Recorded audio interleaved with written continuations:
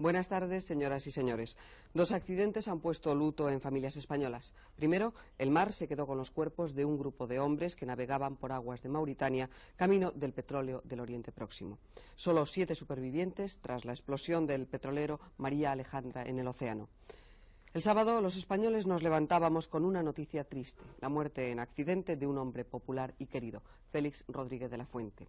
Estaba trabajando en Alaska, preparando con su equipo más programas para televisión, y quedó allí, sobre la nieve, en acto de servicio. 2 accidentes han llenado la crónica de esta semana de marzo.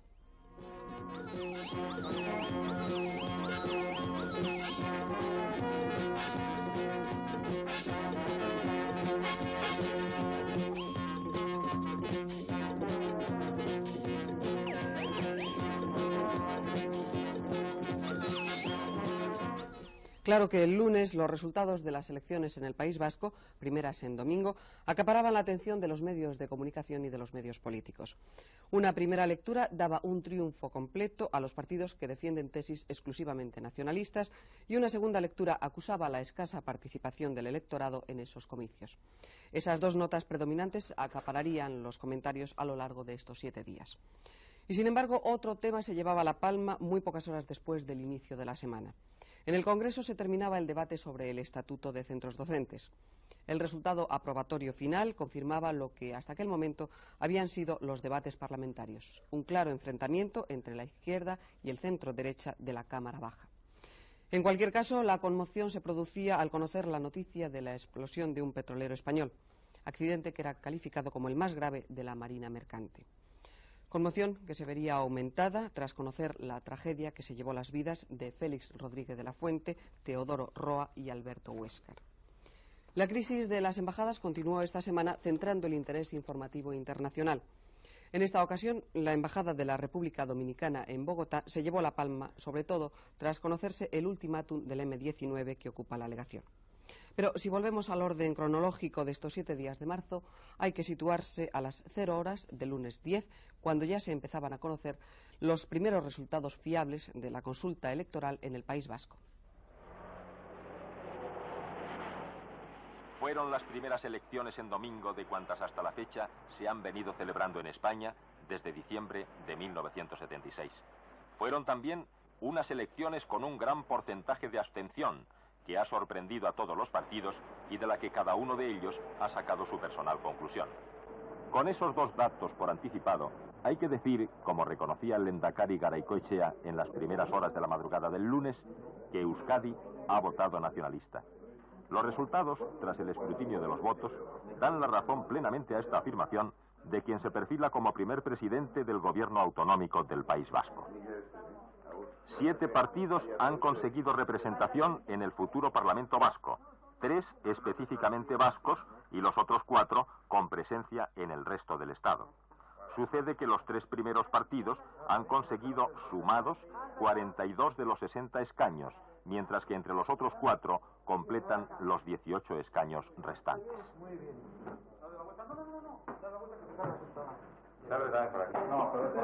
Se ha perfilado de manera rotunda un partido claramente ganador, el nacionalista vasco, fundado por Sabino Arana en los finales del pasado siglo, cuya cabeza más conocida es hoy la de su líder, Carlos Garaikoetxea, y que ha conseguido en estos primeros comicios al Parlamento de Euskadi 25 de los 60 escaños. 7 en Álava, 9 en Guipúzcoa y 9 en Vizcaya. Ha obtenido el segundo lugar en escaños la coalición independentista Herri Batasuna, con 11 parlamentarios, 3 por Álava, 4 en Guipúzcoa y otros 4 en Vizcaya. La coalición Herri Batasuna, que mantiene los puntos de la coordinadora abertzale socialista CAS, es un grupo formado por gentes procedentes de diversas ideologías. El Partido Socialista de Euskadi, PSOE, ha sido en votos y escaños el primer partido no estrictamente vasco, un total de 9 escaños, 3 por cada una de las provincias. Igualdad en escaños, que no en votos, para 2 partidos. Euskadiko Ezkerra con 2 escaños por Álava, 3 en Guipúzcoa y 1 en Vizcaya. Y UCD con 4 en Álava, 1 en Guipúzcoa y otro en Vizcaya. Los 3 escaños restantes fueron 2 para Alianza Popular, partido que por primera vez en unos comicios se presentaba con ese nombre en Euskadi, que se reparten así, uno en Álava y otro en Vizcaya. Por último, el Partido Comunista EPK, que obtuvo un escaño por Vizcaya. Ahora, y una vez que las juntas del censo proclamen los resultados oficialmente, se reunirá el Consejo General Vasco. Se da como probable la fecha del próximo día 24. El Consejo convocará la primera reunión del Parlamento, que será presidido por vez primera, al ser el parlamentario de más edad, por José María de Leizaola, último lendakari vasco. Se perfila, por otra parte, un gobierno monocolor del partido mayoritario, es decir, el Partido Nacionalista Vasco, que ha visto cómo sus votos han aumentado con respecto a anteriores consultas, como asimismo ha sucedido con Herri Batasuna y Alianza Popular. La atención electoral pasa ahora a Cataluña, donde este fin de semana, último de la campaña electoral, todos los líderes políticos estatales han acudido a reforzar sus respectivas opciones. Ahí están el presidente del Gobierno y de UCD, Adolfo Suárez, el secretario general del PSOE, Felipe González, el secretario general del PC, Santiago Carrillo, el presidente de Alianza Popular, Manuel Fraga, el líder de Fuerza Nueva, Blas Piñar, y Xavier Arzallus, del PNV. En Cataluña, el jueves, se completará un ciclo de urnas que abrió Andalucía hace poco más de 2 semanas.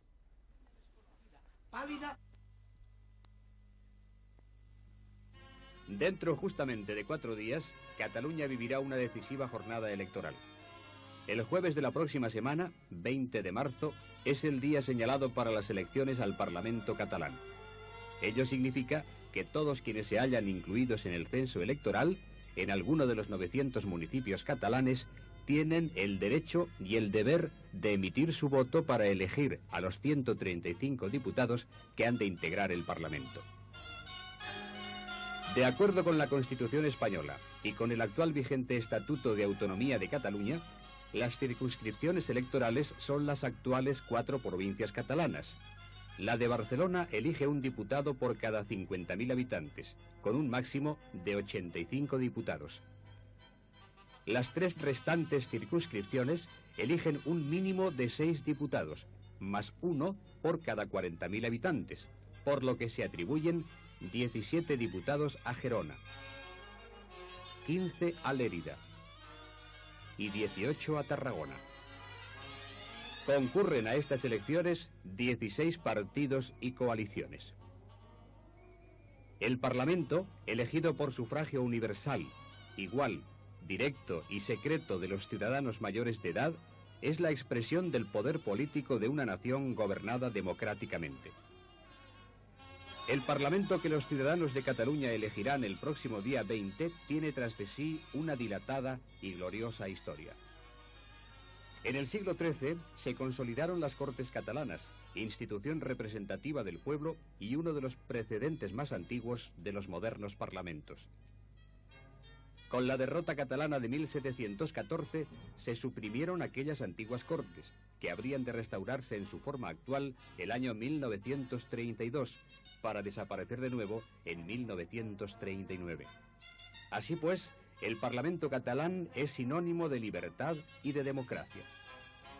A través del mismo, el pueblo catalán ha ejercido su soberanía y volverá a ejercerla en esta nueva etapa política ahora en marcha. Y también, mediante el desarrollo de la función legislativa que le es propia, Cataluña podrá dotarse de aquellas normas e instituciones que requiere para construir una sociedad más justa, más humana, más libre y más próspera.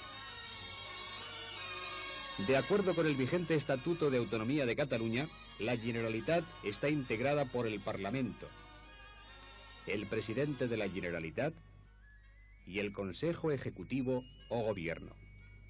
Así pues, el Parlamento es la máxima instancia política de la Cataluña autónoma.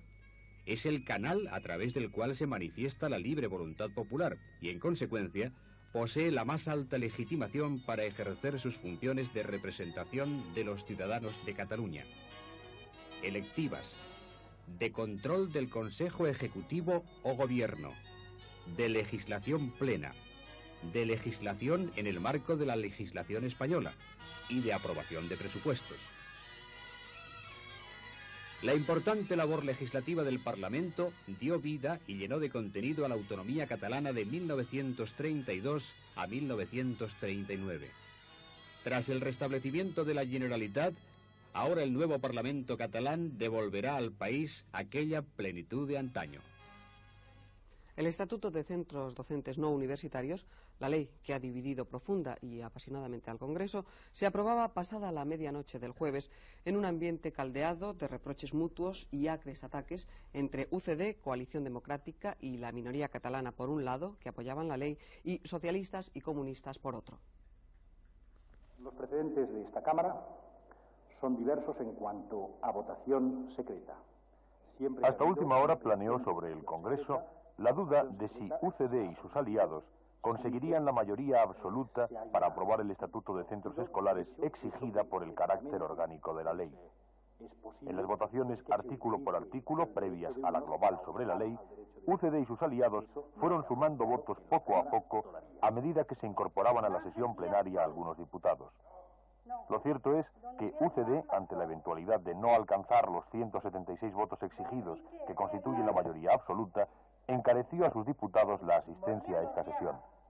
Incluso se hizo venir de Quito, donde asistía a la reunión del Pacto Andino, al ministro de Asuntos Exteriores Marcelino Oreja, y el ministro de Educación José Manuel Otero, responsable último de la ley, llamó personalmente a su excolega Manuel Clavero, dado de baja en UCD, para que acudiera a votar, como así hizo el exministro de Cultura. El Partido Nacionalista Vasco, aunque apoyaba la ley, no envió a sus diputados al Congreso, al que no acuden desde su retirada a primeros de enero. En cualquier caso, el resultado final fue de 187 votos a favor, lo que supera la mayoría absoluta, por 127 en contra. Ningún diputado se abstuvo, lo que expresa con elocuencia el grado de enfrentamiento que esta ley suscitó. Yo no creo que sea bueno ni conveniente el clima que ha habido. Creo que la victoria de la mayoría apoyada por Convergencia y Unió de Cataluña y por Coalición Democrática del señor Fraga es una victoria pírrica, que no es lo que conviene a este país en este momento precisamente, cuando necesitamos mucha serenidad y mucha unidad en lo fundamental para construir un Estado democrático que hoy es precario, que necesitamos poner en marcha las autonomías de una manera equilibrada y no de la forma en que se está haciendo por parte del Gobierno, y en definitiva necesitamos consolidar un sistema que en este momento plantea serias fisuras. Yo creo que un debate como el que ha habido ha provocado un grave enfrentamiento en una materia fundamental y ha roto hasta cierto punto el consenso que se había creado en torno a esos temas educativos en la Constitución. El ministro de Educación, José Manuel Otero, explicó a 7 días en contra de la opinión de Solé por qué UCD no quiso pactar con la oposición socialista y comunista. Aceptaría un pacto con la oposición, pero naturalmente en esta ley no ha sido posible establecer un pacto, dado que la oposición socialista y comunista no abdicaba de sus planteamientos, digamos, históricos. Ellos no cedían en esos planteamientos históricos y por consiguiente no cabía el pacto. En todo caso, lo que sí me interesa destacar es que a mí nadie me ha pedido ninguna negociación, ningún diálogo, en absoluto, en ningún momento. Aunque creo, insisto, por lo que ellos dicen, por lo que ellos han dicho, por lo que ellos han manifestado en el Congreso, que si me lo hubieran pedido, hubiéramos hablado, pero sin llegar a ningún acuerdo, dado esos planteamientos, insisto, que a mi modo de ver, respetando, por supuesto, profundamente sus posiciones, esos planteamientos eran irreductibles por parte de ellos. Y sin pactos, la ley de centros escolares salió aprobada conforme explicó José Luis Álvarez, presidente de la Comisión de Educación del Congreso.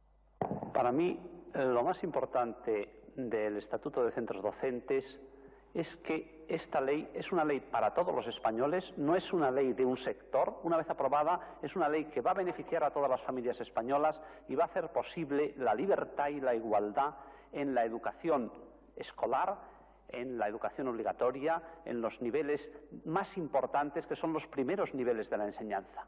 Y esto va a hacer posible una escolarización semejante, con el mismo derecho, con la misma libertad, para todas las familias españolas, para todas las familias, sobre todo para ese amplio sector de las familias trabajadoras y de las familias de clase media que están en este momento pasando por la dificultad de la escolarización, por la elevación de los costes de educación, y que con esta ley vamos a conseguir que desde el curso próximo tengan de verdad la escuela libre y gratuita. La escuela gratuita y la escuela que ellos elijan para que sus hijos tengan el tipo de educación que ellos prefieran. La propuesta de la izquierda y la socialista en particular sobre el régimen escolar tienen poco que ver desde luego con el texto finalmente aprobado, y la ausencia del más mínimo entendimiento entre UCD y la izquierda sobre este tema ha propiciado que ni una sola de las alternativas socialistas o comunistas se haya incorporado a la ley. El portavoz socialista, Virgilio Zapatero, secretario general adjunto de su grupo parlamentario, expuso a 7 días su filosofía sobre el proyecto. Tan importante como hacer una Constitución por acuerdo es su desarrollo. Y nosotros hemos visto que mientras la Constitución se hizo con nuestro consenso, su desarrollo se está haciendo con el acuerdo de la Unión de Centro Democrático y Coalición Democrática en contra de la izquierda. En este sentido, nuestro modelo educativo pasaba por lograr un amplio acuerdo entre todas las fuerzas políticas, cosa que evidentemente no se ha logrado. Nuestro modelo educativo significa consolidar y consagrar la libertad de cátedra tal y como aparece recogida en la Constitución. Sin embargo, en la ley la libertad de cátedra aparece con tales límites que se pone en peligro gravemente el puesto de trabajo de muchos de los enseñantes, cuya libertad va a estar sometida al ideario impuesto por el patrón, es decir, por el titular de la empresa educativa. Nuestro modelo educativo, por otra parte, pasaba por la elección de la dirección y no por la nominación por la administración pública, como en los mejores tiempos, desde luego, del franquismo. Y nuestro modelo educativo pasaba por impedir a todas las luces que el ideario se convirtiera en una disculpa para esquilmar los fondos públicos, traspasando fondos públicos a los bolsillos de los patronos de la patronal. En ese sentido, nuestra propuesta significaba un intento de racionalización, de honradez y de buena administración de los fondos públicos y de control de los mismos. La propuesta socialista, como dicen algunos, supondría la extinción de los centros privados. En absoluto. La propuesta socialista lo que supondría sería impedir la legalización del escándalo que supone que los pobres tengan que pagar el colegio de los ricos. Y la propuesta socialista, desde luego, lo que significaba también es establecer un claro esquema de prioridades. En nuestros momentos tenemos como primera prioridad escolarizar a todos los niños de nuestro país, mientras que en la propuesta que ha quedado traspasada al proyecto de ley aparece un trastoque absoluto de las prioridades. Con unas cifras increíbles de paros, se prefiere, por ejemplo, dar un chorro de miles de millones de pesetas a la patronal. Nosotros entendemos que esta ley es un engendro intolerable y en ese sentido vamos a tratar de cambiarla por los medios legales que nos permite la Constitución. El gobierno, pues, seguirá como ya... Sin embargo, para los centristas y sus aliados, la propuesta socialista equivale justamente a la asfixia de la enseñanza privada. En el último momento del debate, antes de la votación final, el vicepresidente del gobierno, Fernando Abril, salió a defender la necesidad de subvención a los centros privados, con cifras como que el 40% de los niños de EGB reciben enseñanza en centros no estatales, y con argumentos de que no se puede negar esa evidencia que obliga a subvencionar centros privados si se declara la enseñanza obligatoria y gratuita. El vicepresidente Abril justificó las previsiones del Estatuto de Centros Escolares y del proyecto de ley de financiación de la enseñanza todavía en trámite respecto de la financiación de centros privados con fondos públicos. Probablemente se reiteran, pero conviene con claridad ponerlos encima de la mesa. En definitiva, señorías... Esta intervención la utilizó el portavoz socialista Alfonso Guerra para decir que el Estatuto de Centros Docentes tiene en realidad el objetivo inconfesable de sostener el negocio de la enseñanza privada en función no del interés general del país, sino de intereses de los patronos y de otros grupos de presión como la Iglesia. Pagando el Estado su sueldo, un particular sea su patrón, cual si de una empresa... Guerra afirmó que los socialistas acatarán la ley, pero que harán todo lo posible por conseguir su abolición al entender que se trata de una ley reaccionaria y derechista. El ministro de Educación, José Manuel Otero, manifestó luego a 7 días que de reaccionaria nada.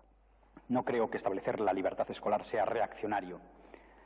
No creo que sea reaccionario que España tenga un régimen escolar igual al existente en todos los países de la Europa libre. No creo que sea reaccionario establecer, como se establece en esta ley, unos canales de participación de toda la comunidad escolar en la escuela igual a las más avanzadas de Europa. Igual a las más avanzadas de Europa. No creo que sea reaccionario establecer el principio de igualdad para que todos los españoles, incluso los menos favorecidos por la fortuna, puedan tener a partir de ahora ciertos derechos que hasta este momento estaban reservados, digamos, a los ricos. No creo que sea reaccionario establecer un sistema que no considera privilegio alguno para nadie. No creo en absoluto que esto sea reaccionario, máxime si tenemos en cuenta que de ninguna manera olvidamos el principio fundamental de que hay que conseguir también la escuela absolutamente para todos en el sector que cada uno desee. Todavía queda en el Estatuto de Centros Docentes una sombra manejada por la oposición de izquierdas, su posible inconstitucionalidad que socialistas y comunistas tienen el propósito, según parece, de denunciar ante el Tribunal Constitucional. Nosotros consideramos que es en parte inconstitucional, especialmente en lo que se refiere a la disposición adicional, que es una disposición en la que se intenta delimitar las competencias de comunidades autónomas y del Estado de una manera absolutamente inexacta. Yo creo que contraria a lo que dice la Constitución, es contraria a lo que debe ser una ley orgánica, y además nos parece peligrosa en ese sentido porque hace una delimitación de competencias que no es la que debe ser. Yo dije en el debate que, a mi parecer, con eso abríamos la vía gallega a las autonomías en general, y creo que ese estatuto ya lo hace y que, desde ese punto de vista, las comunidades autónomas quedan gravemente discriminadas. El centrista José Luis Álvarez cree que esta supuesta anticonstitucionalidad es más bien un argumento para el debate de la ley que una seria acusación. El desarrollo de la Constitución. Si la Constitución reconoce la libertad de enseñanza en su más amplio sentido, como libertad de los padres de elegir el tipo de educación, libertad de que sus hijos sean educados conforme a sus convicciones religiosas o filosóficas, libertad de los enseñantes, libertad de crear y dirigir centros docentes, y todo ello con participación de todos los miembros de la comunidad educativa, de los padres fundamentalmente, de los alumnos y de los profesores. Si eso es lo que reconoce la Constitución, eso es lo que desarrolla la ley. A principios de esta semana, en concreto el lunes y el martes, se celebró en Madrid un seminario sobre la universidad en España organizado por Fundes, Fundación de Estudios Sociológicos. Pero esa lucha, y eso es lo que yo quería un poco insinuar... El proyecto de ley de autonomía universitaria es ya sobradamente conocido. Las posturas elogiosas y críticas están bien definidas. ¿Cuál es ahora la utilidad de este seminario? El proyecto de ley de autonomía universitaria ya es en este momento suficientemente conocido. Las posturas, por otro lado, en alabanzas y en críticas están bien definidas. ¿Cuál es entonces ahora la utilidad de este seminario? Bueno, el seminario no se centra sobre el proyecto de ley, sino sobre la situación de la universidad. Creo ha sido importante la parte que el proyecto de ley ha tenido en el seminario por el hecho de haber participado en él el ministro. Por otra parte, nosotros creemos que una ley es muy importante, quizás sea una posición particular mía, creo que es menos importante la ley que los hombres que la hacen. Importante para que pueda desarrollarse. Los ponentes representan solo a uno de los sectores que integran la universidad, el claustro. ¿No hubiera sido preferible que participaran también los otros? Yo creo que la representación que ha habido en este seminario ha sido muy amplia. No solo ha habido profesores universitarios, sino que ha habido la representación más amplia de los medios de comunicación social, que de alguna manera representan a la opinión pública y a las distintas fuerzas que están interesadas en el debate del proyecto de ley y del problema universitario en general en el país. El temario desarrollado a lo largo de las sesiones incluía prácticamente todos los aspectos relativos a la universidad española, desde las causas de la crisis que actualmente atraviesa hasta las formas de autonomía o su papel en el campo de la investigación. Entre los ponentes figuraban nombres tan destacados como Antonio Hernández Gil, Luis González Seara y Pedro Laín Entralgo. Julián Marías, académico y presidente de Fundes, abrió y clausuró el seminario. Dentro de la ponencia con que usted ha abierto este seminario hay dos ideas que a primera vista nos han llamado la atención. La primera es que fundamentalmente la universidad debe enseñar a pensar. ¿Cumple esta función la Universidad Española? Yo creo que la cumple no acertadamente, no suficientemente. Por eso hablamos de crisis. Creo que se ha producido una crisis que arranca desde la Guerra Civil y desde la profunda transformación que la universidad tuvo y de su sistema de depuraciones y de la politización subsiguiente y de una segunda politización posterior, y creo que cumple de un modo imperfecto, de un modo insuficiente esa función, y por esto hay crisis universitaria. La cumplen muchos profesores eficazmente, el número de docentes de primer orden. Es muy grande la Universidad Española, pero su carácter institucional en conjunto está afectado de ciertos defectos que son los que nos han movido a hacer este seminario para estudiarlos. La segunda afirmación que nos ha llamado la atención poderosamente es que, a su juicio, la universidad no debe estar politizada. Pero yo le pregunto, ¿es posible una universidad completamente despolitizada? Al entender por despolitizada no quiero decir que la universidad no se interese por la política o no estudie la política. Al contrario, yo echo de menos que desde hace más o menos 60 u 80 años en el mundo falta pensamiento político. Siempre ha habido pensamiento político y la filosofía desde Platón en adelante ha cultivado ese pensamiento que es un aspecto capital dentro de él. Lo grave del caso es que no habiendo o habiendo muy poco pensamiento político en las universidades actuales, en las universidades de estos últimos decenios, hay en cambio la utilización política de la universidad como una palanca de poder. Es decir, el sustituir el estudio de los temas y la enseñanza de la cultura en general por posiciones políticas que se utilizan a veces incluso con violencia en muchos casos y que sirven para conseguir una fuerza política que no se tiene de una manera electoral, que no se tiene mediante los votos o con una representación parlamentaria o simplemente con la persuasión de la opinión pública.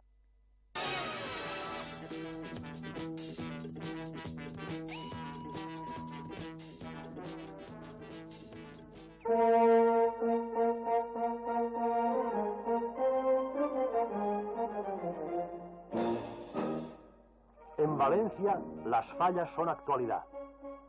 Con varios días de anticipación, según la monumentalidad de la falla, empiezan a montarse en las esquinas lo que será, después del laborioso menester, una obra de arte.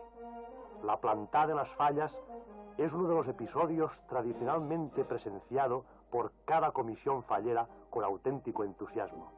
Es el día de la esperanza. Todavía no se han concedido los premios a las mejores fallas.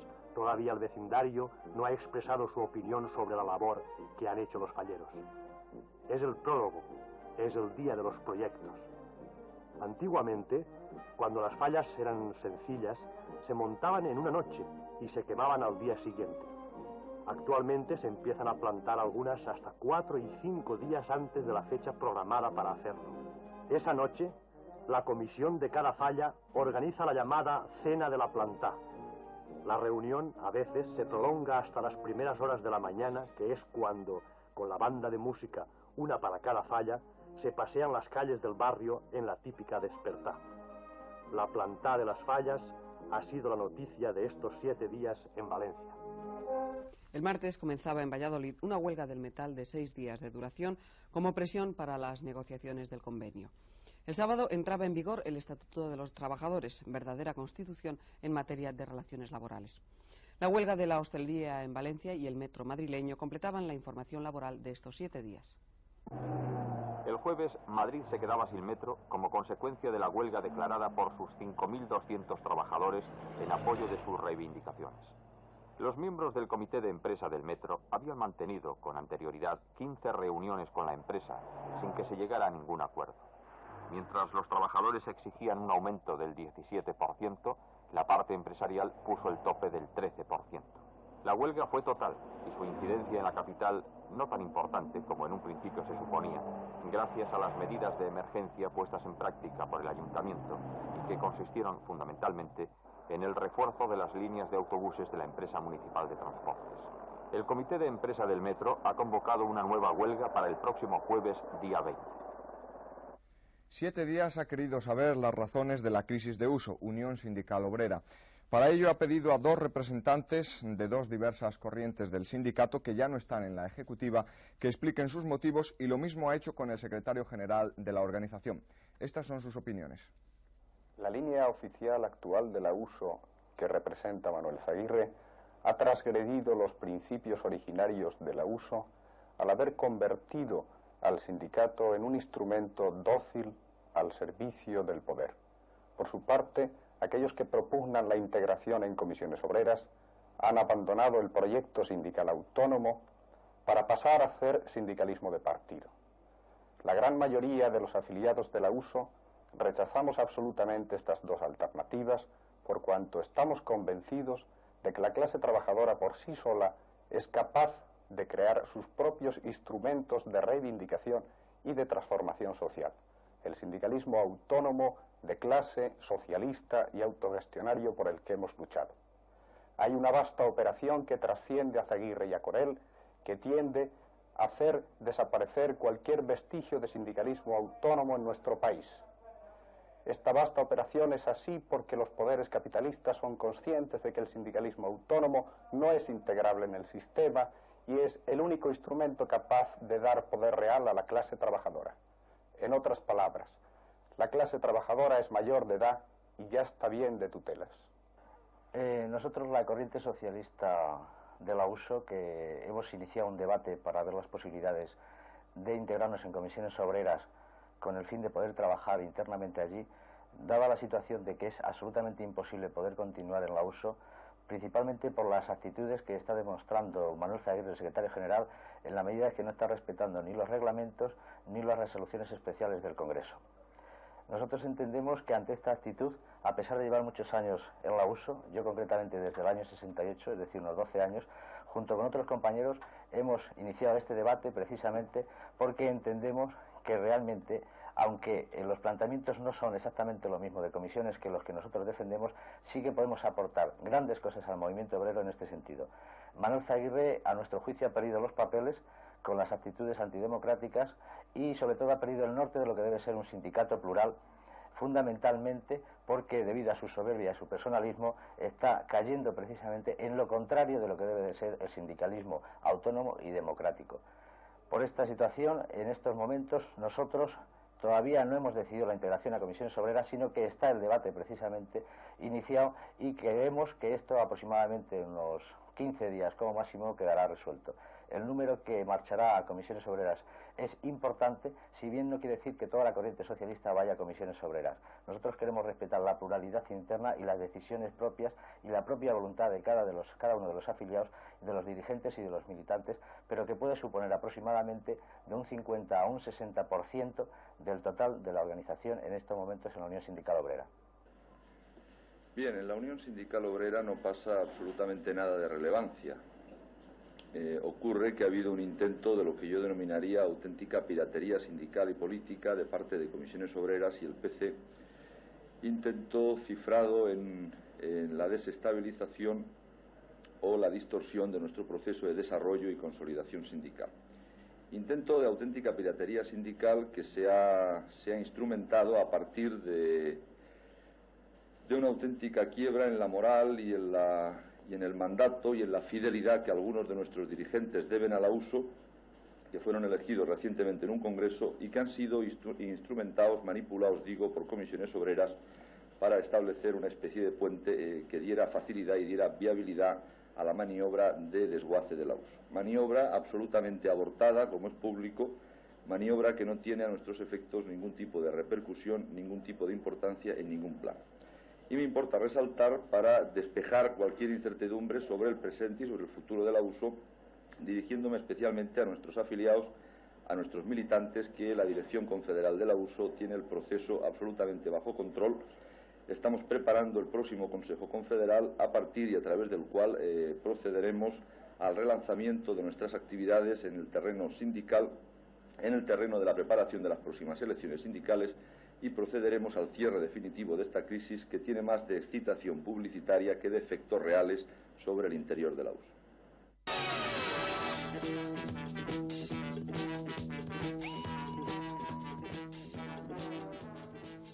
El comienzo oficial de las obras de construcción de la factoría de la General Motors en Figueruelas, Zaragoza, ha sido el principal tema informativo de estos 7 días en Aragón.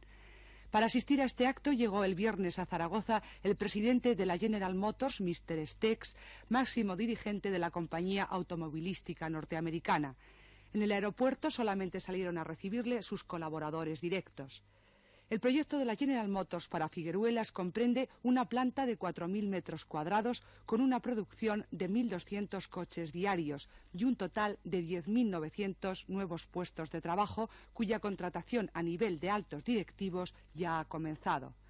La General Motors construirá otras 3 factorías más, 2 en Cádiz y otra en un lugar todavía no determinado, que servirán para realizar parte de los componentes de los vehículos que se fabriquen en Figueruelas.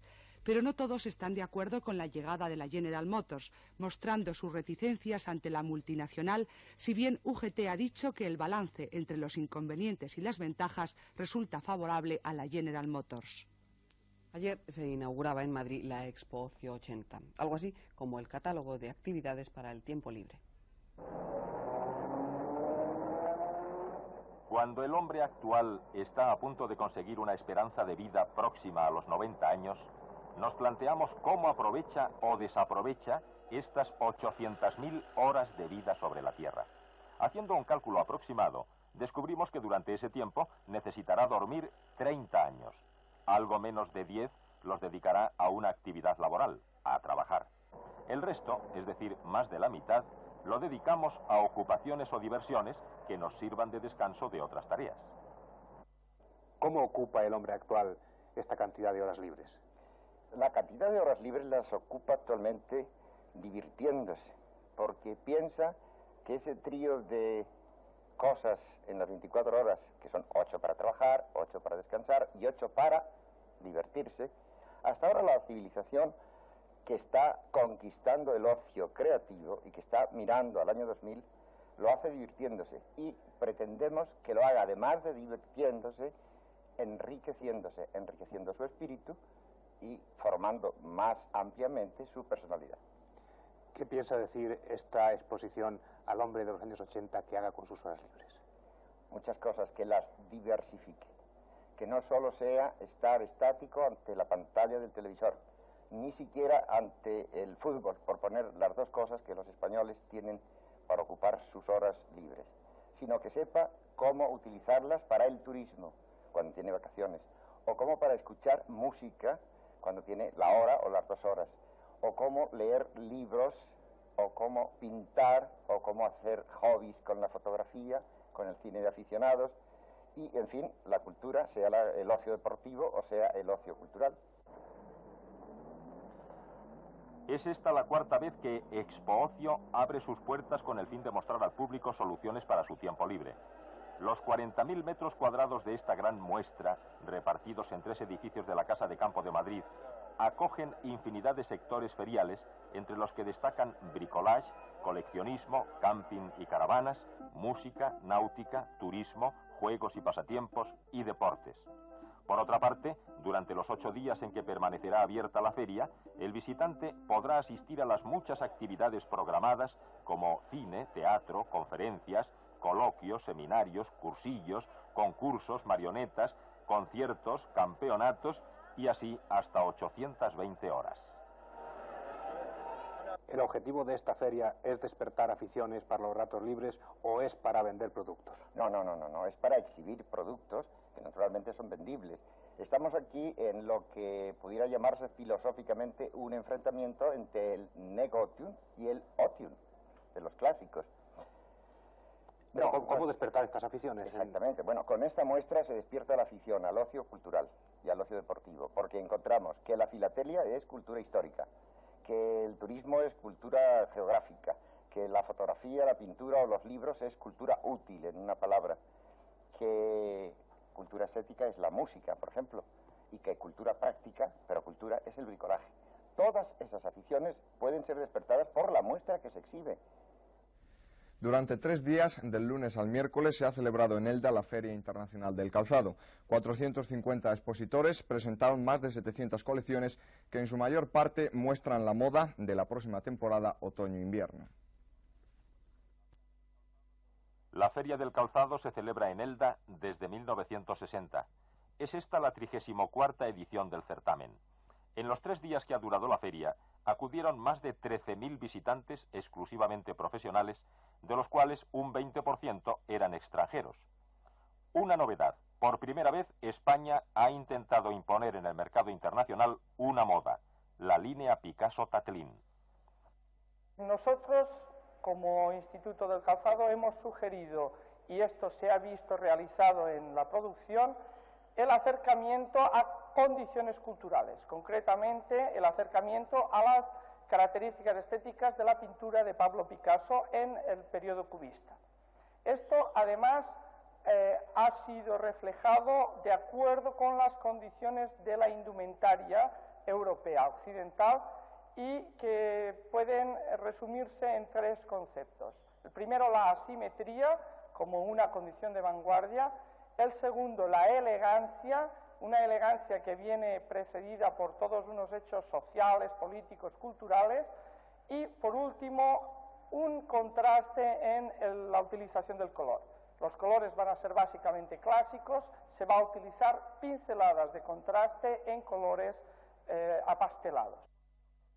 El sector del calzado, básico en la exportación española, atraviesa momentos de crisis. En España hay más de 2.000 centros de producción de calzado. Todo el producto que nosotros consumimos en nuestros fabricados vienen de importación. Nosotros no tenemos caballa nacional, tenemos que importar las pieles, tenemos que importar los productos del petróleo, como son los plásticos y derivados de pegamento, productos químicos y demás. Como consecuencia de todo eso, nos debemos a una bolsa internacional. Cuando la incidencia de la confección de las botas y de otros países que necesitaban acopiar pieles para sus, dijéramos, sistemas internos, teníamos que concurrir a las subastas a comprar pieles al precio que estaba internacionalmente. Pero todo esto repercutió que cuando nosotros hacíamos cálculos de unos productos a unos precios, a los 3 meses nos encontrábamos que los productos habían o subido un 25 o un 50%. Esto unido a que, desde luego, la Administración, y lo vuelvo a repetir, no ha sido capaz de dejarnos una protección, dijéramos, a nivel de los productos básicos de consumo, para que podamos salir al mercado con unos precios estables. Y esto unido también a que toda la devaluación que tuvimos de nuestra moneda comparativamente hace unos meses, donde la moneda tenía una paridad bastante asequible, hoy nos encontramos desproporcionados con otros países competidores. El mercado nacional está superabastecido, el mercado nacional está más que agobiado por la oferta e inexplicablemente los precios han subido. El consumidor se pregunta, ¿cómo es posible que habiendo más oferta en el mercado nacional hayan subido los precios, que habiendo más competencia hayan aumentado los precios? Porque los costos en las fábricas se han elevado a consecuencia del descenso en la exportación a Estados Unidos. Hace unas semanas, la diputada comunista por Alicante, Pilar Bravo, presentó una moción al Gobierno en el Congreso sobre la situación de crisis por la que atraviesa la industria del calzado. El ministro de Industria, Carlos Bustelo, afirmó entonces que su ministerio tenía previsto un plan de 27 puntos para afrontar dicha crisis. La Feria Internacional es una muestra de la capacidad de creación y lucha de los fabricantes españoles de calzado. Una tradición del zapato bien hecho, bien terminado, que solo se consigue con años de oficio y del que son maestros de prestigio mundial los artesanos españoles.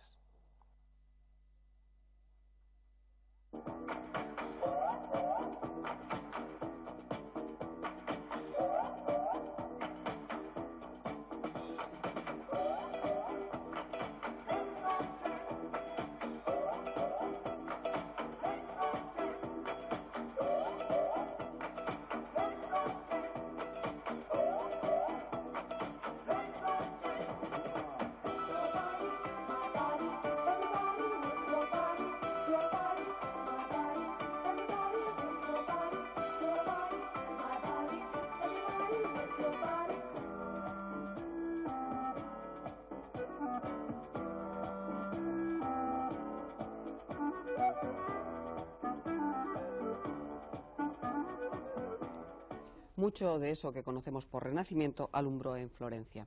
Allí, en esa ciudad, se celebra y conmemora el aniversario de los Médicis, familia florentina que alentó y apoyó a la cultura y a quienes a ella se dedicaban. Todos los países del mundo han colaborado en esta exposición homenaje que puede contemplarse en Florencia desde ayer sábado.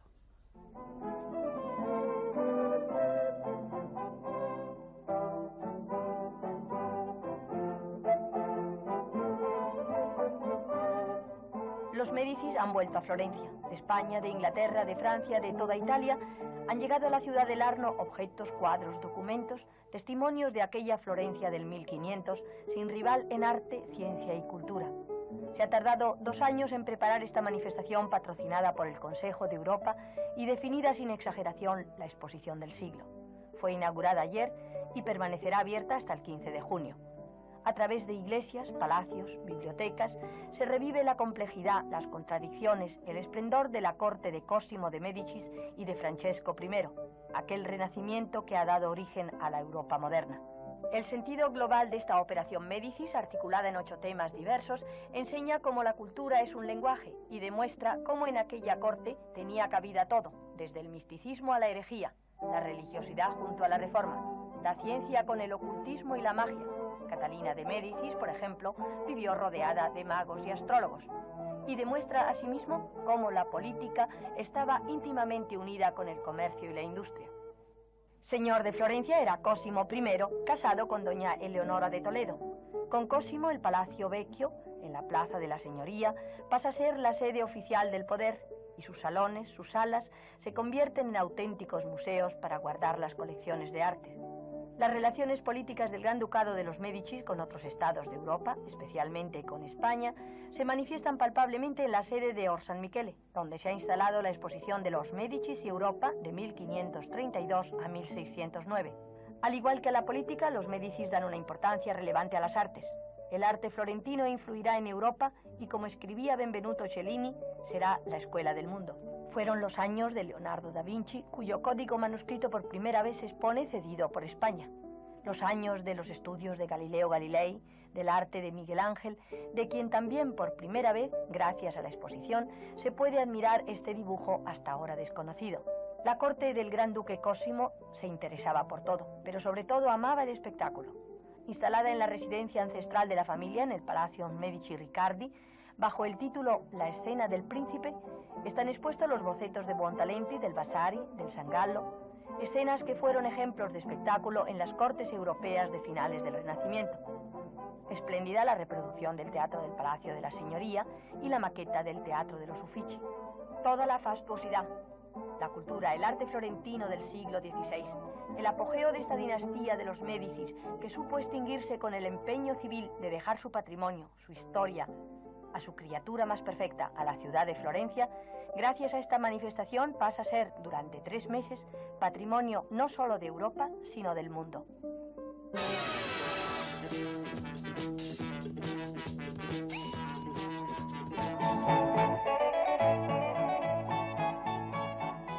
Castellón de la Plana vivió esta semana sus tradicionales ferias y fiestas de la Magdalena, declaradas de interés turístico nacional. La reina de las fiestas, señorita María José Peña Martí, acompañada de su corte de honor y la gallata, son el símbolo y corazón de estas fiestas que conmemoran el traslado desde el monte al llano que hoy ocupa la ciudad de Castellón tras la reconquista por Jaime I el Conquistador. Desde que en Lérida Ximén Pérez de Arenós otorgó la Carta Pobla, los castelloneses recuerdan así, entre fuegos de artificio y monumentales desfiles de carrozas, en donde la mujer es admirada en toda su plenitud, aquella fecha histórica.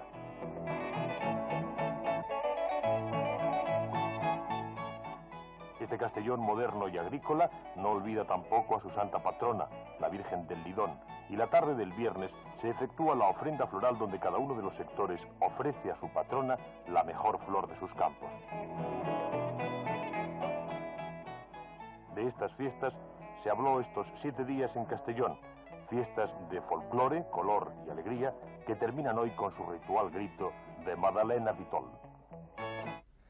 La actualidad internacional esta semana tiene sus centros de interés en Centroamérica, Irán y Europa. Los rehenes norteamericanos en Teherán no salen del país todavía. Los rehenes internacionales en Bogotá han entrado en la fase de final feliz o trágico. Los enfrentamientos y la inseguridad interior en El Salvador están tomando un cariz trágico. El movimiento 19 de abril ha anunciado el fin del secuestro de la embajada dominicana en Bogotá. Será el miércoles próximo a las 12 de la mañana, hora de Bogotá. O entregan los 311 presos políticos o vuelan la embajada con los rehenes dentro. El ejército colombiano se muestra inflexible en su postura de no negociar y presiona al presidente colombiano Turbay Ayala para que autorice el asalto a la embajada. Frente a las dos actitudes intransigentes, la de los guerrilleros y la de los militares, Cuba plantea una alternativa de mediación con una propuesta cuyo contenido no se ha hecho público todavía.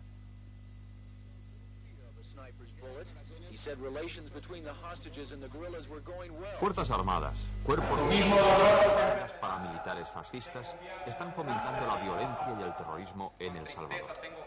La semana pasada han muerto alrededor de 100 personas más, que se suman a la constante de casi un centenar de víctimas semanales de la violencia.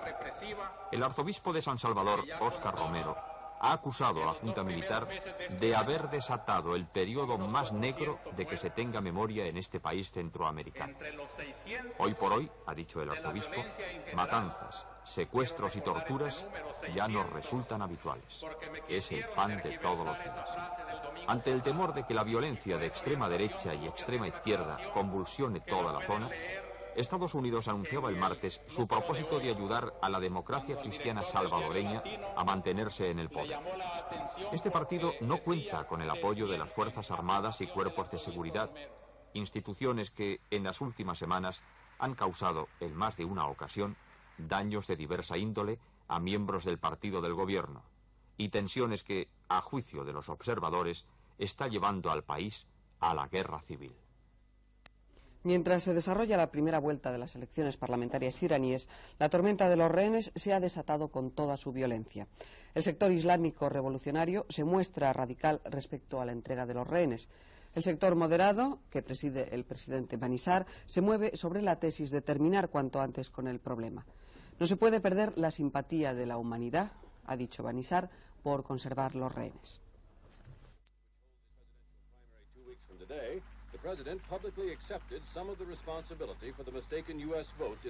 El presidente norteamericano Jimmy Carter ha acusado al gobierno iraní de no haber facilitado a la Comisión de las Naciones Unidas la investigación de los crímenes del Shah y las gestiones para liberar a los rehenes norteamericanos que llevan cautivos 133 días. La Comisión de la ONU abandonó Teherán el martes después de esperar en vano durante 16 días en un hotel de la capital iraní las facilidades necesarias para llevar a cabo su misión. El mismo martes, Carter estudiaba en la Casa Blanca nuevas medidas de represalias económicas y posiblemente militares contra Irán. Los revolucionarios islámicos, apoyados por Khomeini, se oponen a las medidas políticas de Banishar para salir de la crisis de los rehenes. La presión electoral en los Estados Unidos puede forzar a Carter a acelerar las órdenes de bloqueo naval y ordenar incluso la intervención militar. En medio de estas tensiones, el portavoz del Consejo de la Revolución iraní, Mohammad Beheshti, aseguraba el miércoles que no habrá liberación de los rehenes sin entrega previa del Shah y su fortuna al Irán islámico. Estas declaraciones se contradicen con las del presidente Banishar, quien insiste en concluir cuanto antes el asunto de los rehenes. El viernes fueron las elecciones parlamentarias y se cree que una vez constituido el Parlamento se discutirá el destino de los rehenes. El viernes llegaban a Las Palmas de Gran Canaria los 7 cadáveres y 5 de los 7 supervivientes del hundimiento del petrolero español María Alejandra, ocurrido el martes en las aguas subsaharianas. Aun cuando todavía continúan los trabajos de rastreo en la zona, se ha perdido ya la esperanza de encontrar vivos al resto de los tripulantes.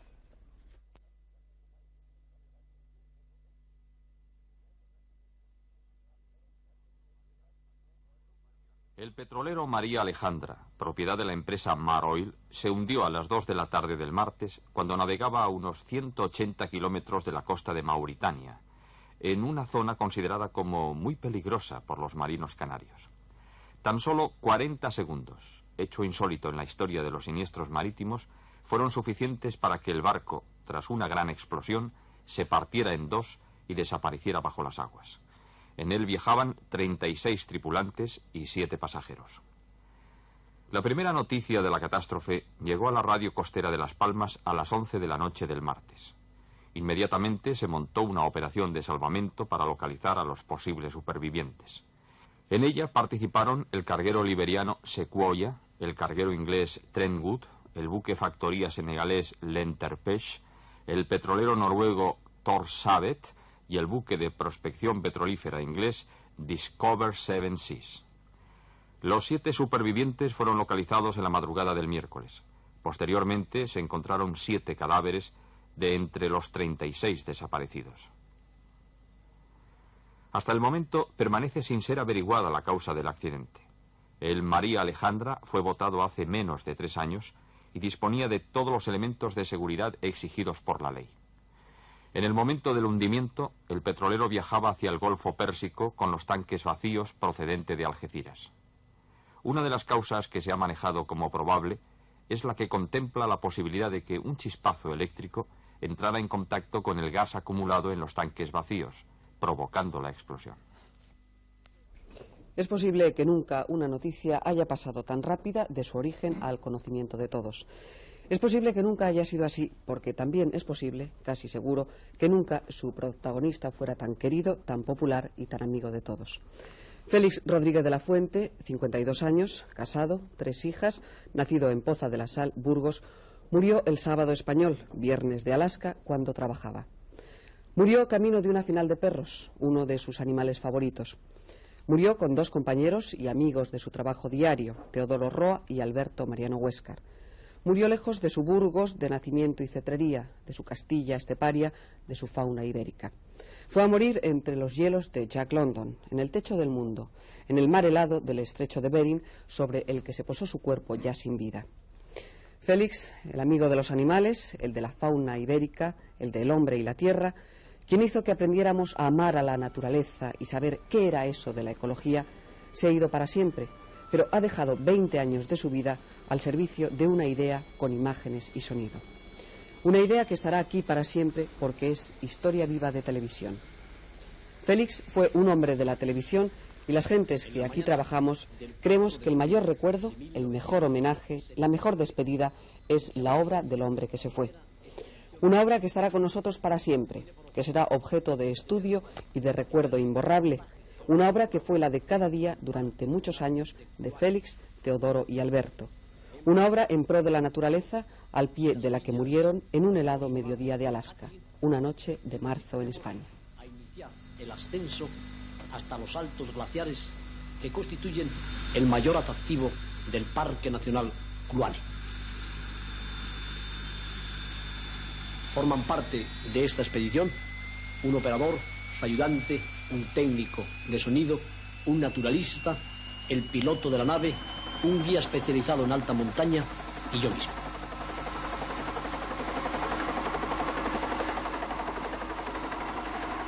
En el Parque Nacional de Kluane, de 225.000 hectáreas aproximadamente de extensión, el helicóptero constituye el medio más apropiado de locomoción, dada la práctica carencia de vías de comunicación y las enormes distancias que existen entre unos puntos y otros.